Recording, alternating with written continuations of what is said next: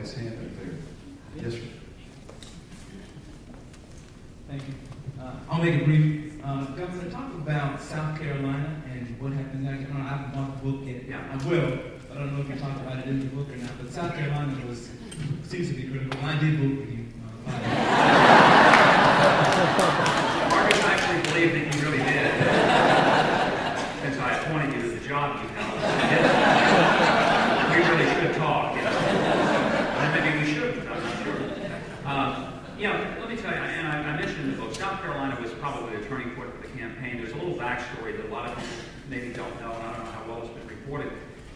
John McCain had decided that he lost South Carolina, he was done. He was out of gas, and he pretty much spent all his money to get to there. And he rolled the dice with, if I win South Carolina, then he knew he had momentum to go to Florida. If he didn't win South Carolina, he was quitting.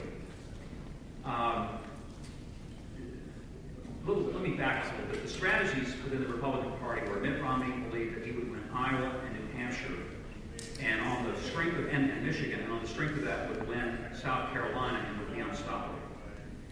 My defeat of him in Iowa, John McCain's defeat of him in New Hampshire, put everything in play, changed the whole dynamics of the race. So by the time we got to South Carolina became then the turning point. Fred Thompson's campaign never really got off ground. It was the most amazingly lackluster campaign. We all anticipated Fred's entry into the race might finish the rest of us off. I'll be honest, I've really looked at it every day that if Fred gets to the race, all the Southern conservatives might run to Fred, we could be finished. We didn't know. And we kept waiting for Fred to get in, waiting. And if Fred had gotten in June, it might have been a different story. Although he would not only have gotten in, he would have had to have shown up for events sooner than noon. We used to say Fred got up at the crack of noon and try to get him an event before 1, rested a while, try to get him 1 more before 6 and call it a day. I mean, I've never seen a campaign quite like that. Thank goodness. If he really had the energy, it would have been a different deal. He actually just was minimal in Iowa. I don't remember the percentage, but it was almost negligible. He pulled out of New Hampshire and really wasn't in play. He decided to stay in South Carolina. He campaigned as vigorously there as he did anywhere, but he stayed basically in the northern part of the state, Greenville, Spartanburg, which is the heavy Republican conservative area, the place where most of our votes were.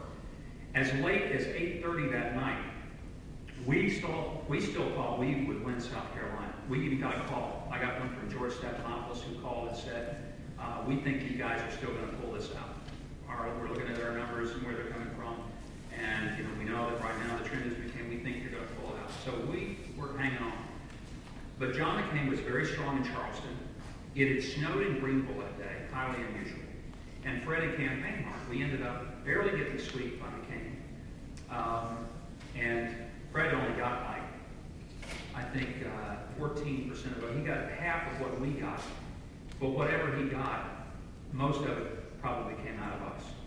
And that was the margin that we didn't win South Carolina. Us not winning South Carolina was a real blow to us. We thought we could recover, and we could have, but then the national press pretty much said, oh, well, Huckabee can't, he can't go on. He was a one-state deal.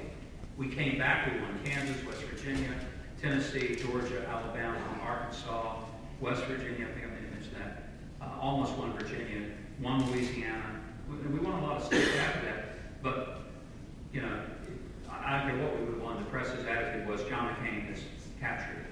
And we just could never overcome that. And that was, really the beginning. But the key was South Carolina, no doubt about it. From a tactical standpoint, people have second-guessed that. Why did you go to Michigan?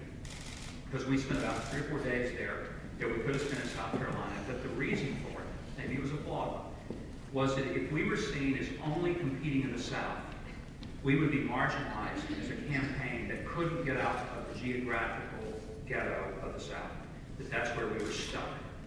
And so we had to show that we could be competitive in New Hampshire, in Michigan, in Ohio, in these other states.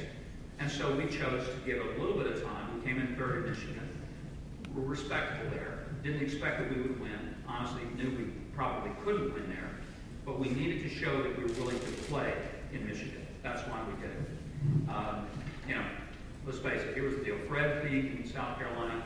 McCain being strong in Charleston, not only was the turning point for South Carolina, that was the beginning of the McCain victory. Now, let me make one other observation of that process.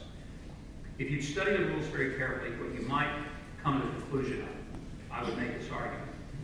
If the Republicans had played by the rules of the Democrats, and the Democrats had played by the rules of the Republicans in terms of how we got to our delegates, Hillary would have been the Democrat nominee, and I would have been the Republican nominee.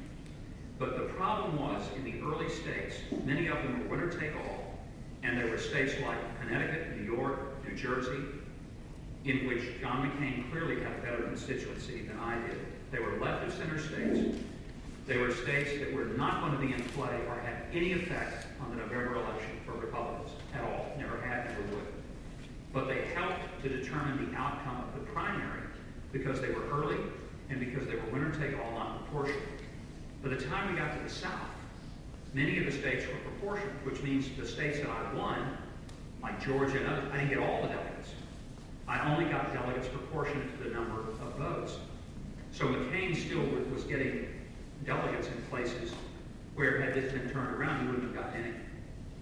And so, Hillary was in a very similar situation from the Democrat side, and I didn't study this as well as some of you probably have, but enough to know that, frankly, going into it, there was no way in the world I ever thought anybody could beat her. I just didn't think it was mathematically or tactically possible for her to not be the nominee. But if you look at the fact that the Democrats had some critical caucus states which were an advantage for Obama, basically because that's where organization counts more than media and money, it was a boost to him. So, but look, here's the deal. No bitter thoughts, no sense of gee whiz. We all know what the rules are when we go in. And as long as we play by the rules, then, you live or die by it. So there's no sense of me saying, golly gee, it should have been. No, let me finish this way. It's the most amazing, wonderful, and thrilling experience I've ever had. And people ask me, would you do it again? In a heartbeat. Why? Not because it was about winning and losing. It was about the fact that this is still an incredible country where a person like me could run and have very limited resources and still get this close to getting there. And that's an affirmation of the system. So I didn't come away cynical or bitter or bruised or a sense of, gee, all the things that are wrong with it, plenty wrong with it. But I came away saying, this is a great country. And the people still get it, even if the system has some flaws. The people of America, and that's what I hope you get from the book, is that this isn't about the politicians that run, and it's not about all the processes. It's about the people who do extraordinary things to help really ordinary people like me run for office. And I hope that comes through as you read it. Ladies and gentlemen, round of applause.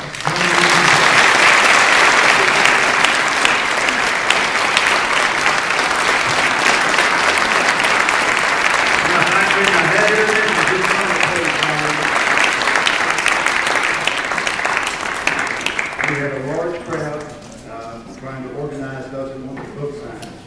If you're not going to get a book signed, if you would just go ahead and exit out the back.